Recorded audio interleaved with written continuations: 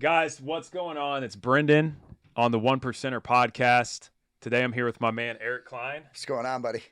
Guys, first thing I want to say is this. So I've been following Eric for a while now. It's an honor to have you come out here and hang out with us. And dude, I went to dinner last night with him and his wife and his son, the most amazing people ever. Some of you guys probably know who he is already, but if you don't, he's going to tell a story and share a little bit of greatness with you guys. So number one, dude, welcome to the show. Appreciate you for having me. So tell everybody, like for people who don't know who you are, your story, just real quick and how you got to where you're at now. Yeah. And what you're doing now. I'll give the elevator pitch on it because I can go deep. Deep. But Eric Cline, 42 years old, about to be 43. I reside out of Raleigh, North Carolina. And this year I will celebrate 15 years clean and sober off of any mood or mind-altering substances. So if I rewind going back to 28 years old, I was a lost soul. When I say lost, like I did not fit in, at least my self-esteem, where I was at in my life. 28, I was heavily addicted to crack cocaine, which was ultimately the drug that brought me to my knees. I started doing drugs. First time I put something in my body, I was 13 years old.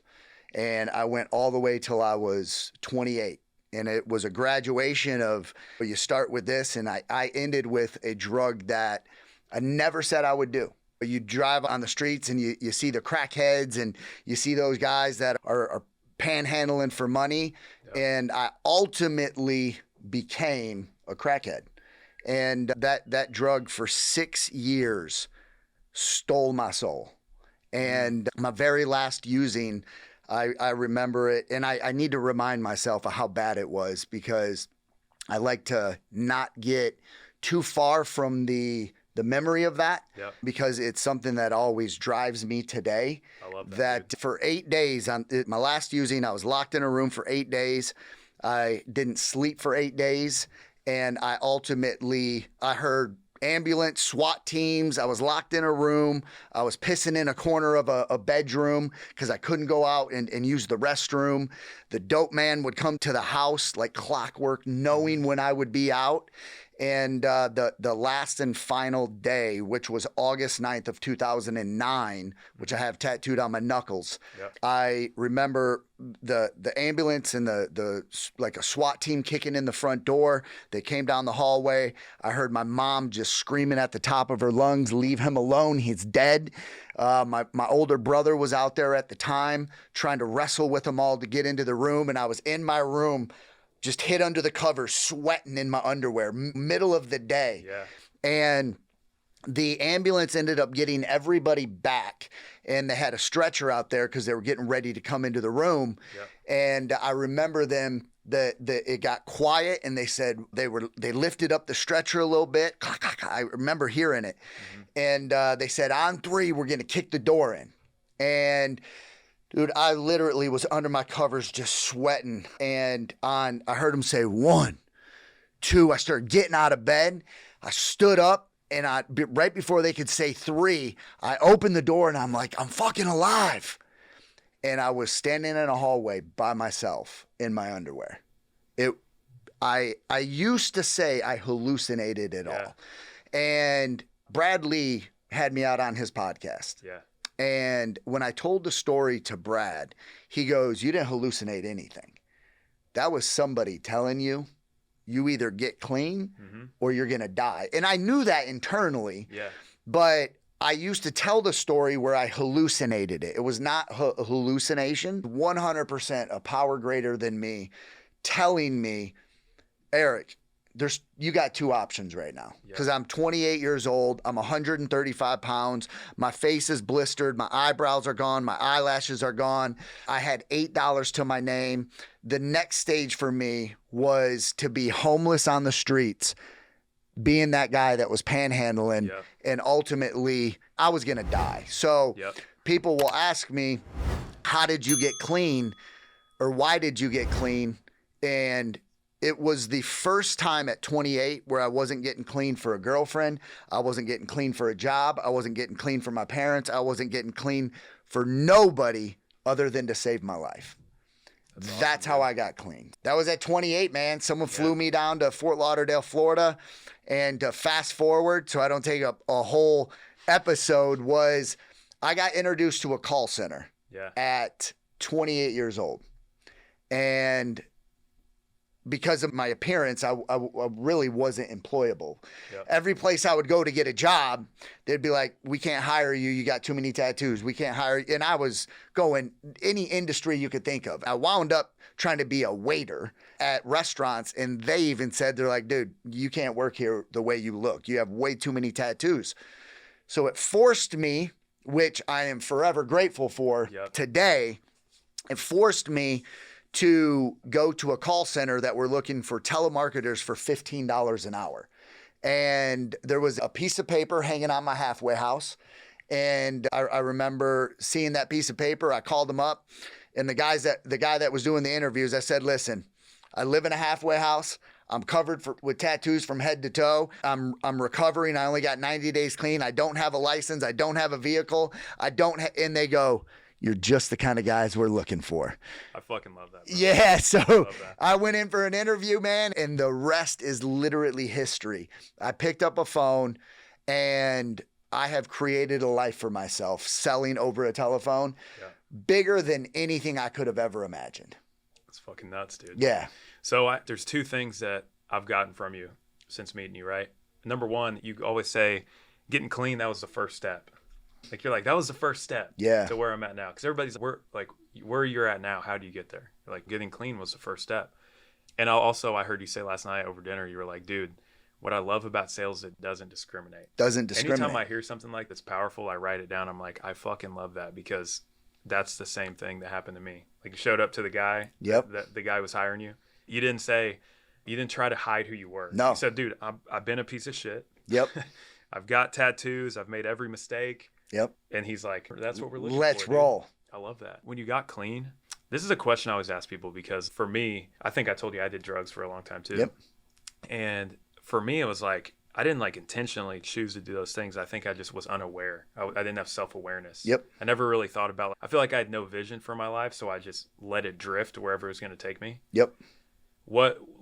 As soon as that happened, were you just like, I'm fucking done, that's it? And then you're getting clean, you got the tattoo right after you had that experience?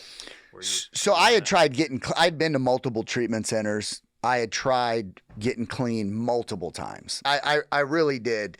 And I am a firm believer. We all have to hit our bottom. We all have a bottom, and it's how deep is yours. You know what I mean? Yeah. And I had been to jail, and I got locked up for 30 days. And I remember the day I got released from jail, I ran back to where the dope was. Literally ran back to it. So like, jails didn't do it for me. Yeah. Institutions didn't do it for me. And death was the next thing for me. Mm-hmm. And I'm a firm believer. So I had hit my bottom, and people will come to me and they'll be like, man, my son or my granddaughter or whatever. And I'm like, you can't do anything for that person. Mm-hmm. You have to let them play it out. And when somebody hits their bottom, I do believe it's either jails, institutions, or death, or you get clean. Yeah. And for me, when I was doing it this time around, I was doing it for me for the very first time. And I knew when a buddy of mine checked me into the treatment center and I got out, for the first time ever, I was taking suggestions. Like, they said, we don't think you should go back home. We think you should go check yourself into a halfway house. I did it. Coachable. I was, for the first time ever in my life, I'm like, all right, for 28 years, my way has not worked. Yeah. And so I started looking at people that had already done what I was trying to do. And they said, go check yourself into a halfway house. You should go to these meetings. You should get rid of these people in your life. You shouldn't hang out at strip clubs. You shouldn't hang out at bars. You shouldn't do this. You shouldn't do that. And like, I was taking suggestions and like, I started stacking wins. And before I knew it, like, I couldn't stay clean for a day. And before I knew it, I had 90 days. I had 6 months. I had a year. I'm in a call center. I start as a fronter. Dude, I was the guy that everyone was hanging up on. And before I knew it, I got real good at people not hanging up on me. Nice. They moved me to a closer. And dude, like it happened. I don't want to say it happened so damn fast, but it happened so damn fast. Yeah. When I started taking the suggestions, implementing it, and stacking wins, it was like before I knew it, I was crushing every goal I set. Yeah. Did you pick up sales really fast? Like when you picked up the phone, were you fucking just killing it? No? Not at all. Really? Dude, I had social anxiety. I had that phone fear. I was the guy that they did a 2-week training class. They put us out on the floor after 2 weeks of training, and then they would have another training class, and they were doing training class of 30, 40 people. There was 200 plus people in this call center I worked at. And I remember when they put me out on the floor, dude, I was having panic attacks when people would answer the phone, wouldn't know what to do. When they said mirror the person over the phone, I remember I had this Hawaiian guy that answered, and I was in the military for a short period of time. I got kicked out. This Hawaii guy got on the phone, and the training class just so happened to be listening to me. And he answers, and he was like, "Hey, brother." And so I thought I should talk to this guy like a Hawaiian. I was like, "What up, brother?" And they hear me in the training class. I remember the trainer came running out, ripped my headset off my head, and he goes, "You either get back in training or you go home." Yeah. So I ended up being one of the very few people that had to go through 2 training classes. But no, man, I wasn't good on the phone in the beginning. But this is what I had, is I was hungrier than anybody in that office. And my work ethic trumped all the talent in that room. Were you paid commission, or was it like a salary kind of deal? It was a base plus commission. Okay. It was a base plus commission as an appointment setter. Once I got into the closer role, which the owner of the company, after 6 months, he goes, "Dude, you have to be a closer." And I remember telling him, I'm good. Like I was making as an appointment setter more money than I was as a union carpenter. Nice. And I was like, dude, I'm okay. Like I hit my goal. Was it timeshares? Is that what you did? No, was that something, or is it something different before that? My first few campaigns I was on, I worked for a company that test piloted campaigns, and then they would start a company off of it. Nice. So I did ADT home alarms, I did debt consolidation, I did credit repair, I did auto warranty, I did MLM marketing one over the phone. Like we did all kinds of stuff over the phones. Bro. Okay. Yeah. This was all in the same office, or was this like all at different points in time? This so was you sell what? You guys were like high ticket salespeople before it was like a thing. Yeah, it all depended on the campaign. Yeah. Like the auto warranty was, I wouldn't say high ticket. The ADT home alarm systems, we had to get somebody to put a $99 deposit. Right, yeah. But I got good. Like I was on so many different campaigns, which was good in the beginning because I learned how to pivot to a new campaign. Yeah. I learned new scripts. I learned like it was for a year and a half. It was like I was thrown into a massive call center around a ton of talent. And I remember after a year and a half, the owner even came and he was like, "Man, if I could clone you and have 200 you on the phones," I was the guy that just cared more than anybody in the office. Yeah. And after a year and a half, I remember of me being the first guy there, the last guy to leave, literally for a year and a half. They would shut the lights off at the end of the night and they would say, "Eric, you got to get up from your cube. We have to go." Yeah. And I remember like I went there. I was there for a year and a half. I'm very grateful for the guy that owned that company, but he ran it recklessly. Mm-hmm. He did a lot of things I wasn't okay with. Yeah. And I remember telling my wife, I said, "I think it's time we go do our own thing." And that was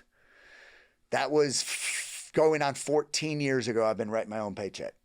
It's fucking sick. Yeah, first company we ever built, the largest timeshare exit company in the United States. Yeah. Was getting ready to exit that to a private equity firm. We had multiple 9-figure offers, and it's crazy, man. When you did timeshares, is that because you had tried selling things so you knew what made money, or did you just stumble in, meet somebody, or have a connection with it? It was I knew a guy that knew a guy that knew a guy. Really? And I was trying to start an ADT company. Yeah. ADT Home Alarms, because I knew it. I knew the campaign, and I knew a guy that said, "Hey, this other guy I know has this business model where you you cancel people's timeshares. I didn't know what a timeshare was.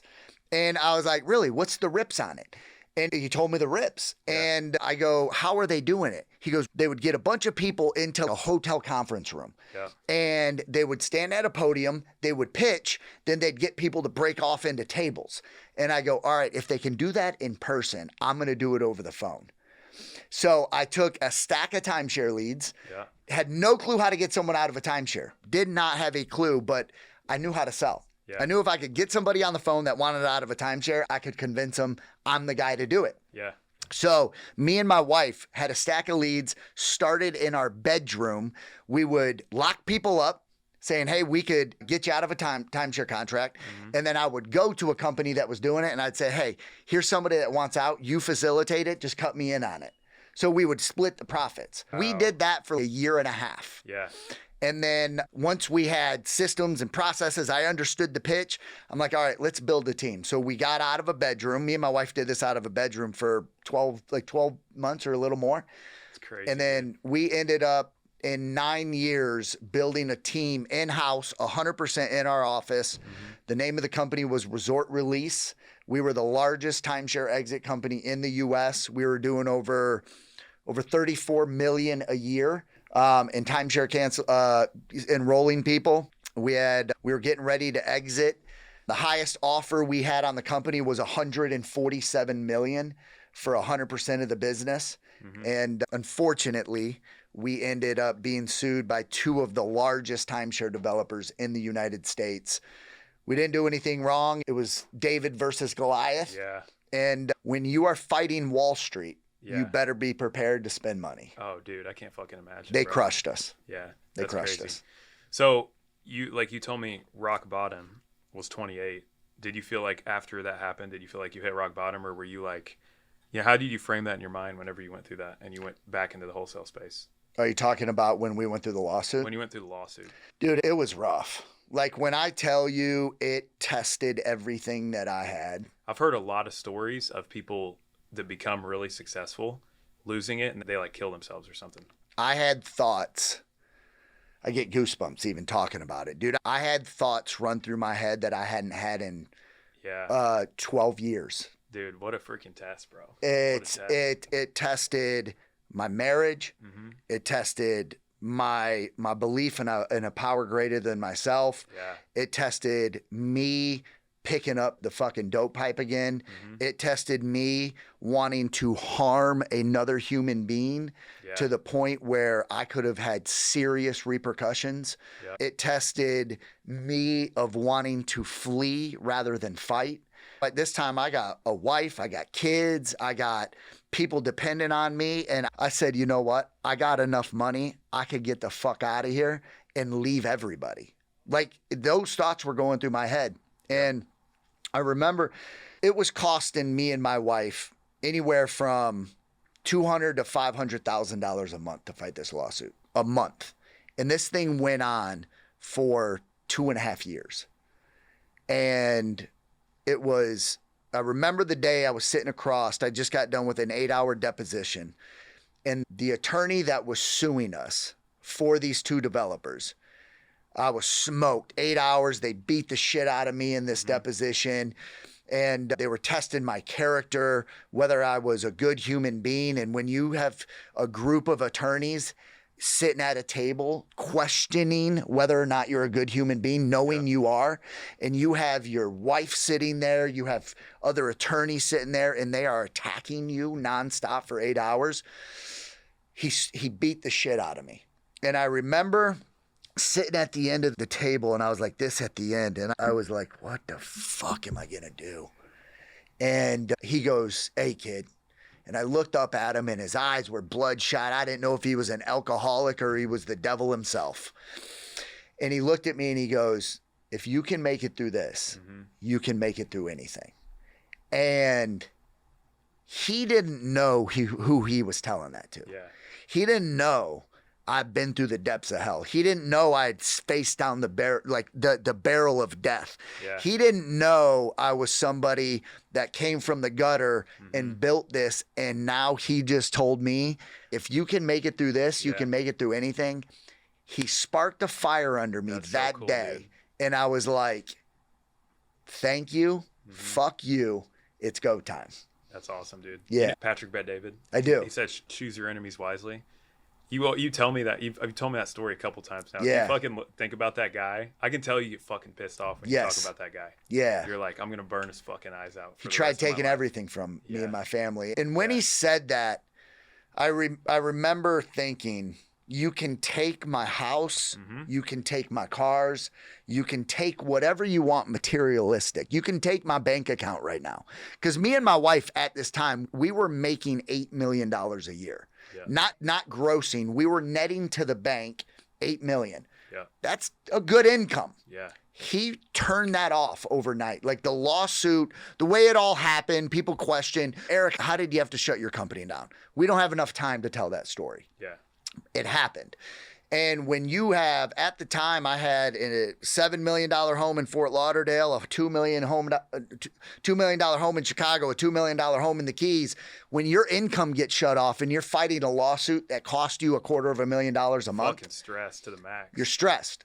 Yeah. But I told my wife after that cocksucker looked at me in the face and said that, I went home that night. I looked at my wife in the eyes and I said, honey, they can take us to zero, but they can't take what we've learned. I said, we got 10 years of building the biggest company this industry has ever seen. Yep. Let's settle so you and I can have our life back. Our kids don't have to deal with this anymore. I was like, I'm okay if I don't have to live in a $7 million house right now. Yeah. Let's do what we got to do. But let me put the headset back on and let me get to fucking work. And I said, give me a year and a half and I'll get us our life back. And I did exactly that. That's fucking insane, bro. Yeah. Yeah, it's crazy. Shit, dude. Fuck. I love that story, bro. That's so freaking powerful. Because Andy always tells us, he says, never get golden handcuff syndrome. Because we've fired people working here that were making us a lot of money. Or sometimes you have to leave. Andy left his job, $2 million a year, because he just didn't want to do it anymore. But he realized he was staying at the job because he thought he needed the money. Yep. Yeah. But like, dude, that's fucking insane. Being able to give up the house, give up the cars, and I was like, okay. Hey, I'll get it back. And it probably made your relationship ultimately stronger. Like, it's probably why she feels the way she feels about you now. Yeah, me and my wife have the strongest bond we've ever had in 14 years of being together right now. And I look back at when we were getting ready to exit that business. I was an ego-driven maniac. I was a materialistic freak. My marriage and my kids were not my priority at that time. Yeah. The almighty dollar was my new drug. Yeah. Don't get me wrong. I love money, but I knew they say if money will just amplify who you are. Yeah. And I needed everything that happened to me. I needed to get knocked off my pedestal. Yeah, I just said my marriage wasn't prior to none of that. And I believe if I would have got stroked, because the private equity firm deal we ended up going with, I was going to get $54 million for 51% of the company. And if I would have gotten that money at that time, I think the state I was in with my marriage was not priority number one. My kids weren't. I think if I would have got that kind of money, I wouldn't be with my wife today. When you got on the 10X stage, was that before the lawsuit? Dude, I had gotten served papers a few weeks prior to that. But you were like, fuck it. It's not going to affect me because you didn't know what it was going to burn. I didn't know it was going to burn the bridges. Dude, that's fucking nuts. Yeah, I was going to say, like, this is crazy, but just an observation. The person I saw on the stage, because it's a brief clip that you showed me. Yeah. But the person I saw to the person I see now, like just your vibe and your demeanor, I can tell that you're two different people. I was fake back then. I could see it. Fake. I could see it that, I don't know, you just carry yourself differently. Like you seem like everything you're describing to me makes so much more sense now. Because when I saw you then versus the way I see you now, you seem more closer to God. You seem like you have a clear vision and you're multidimensional, not just one-dimensional. Yeah, man.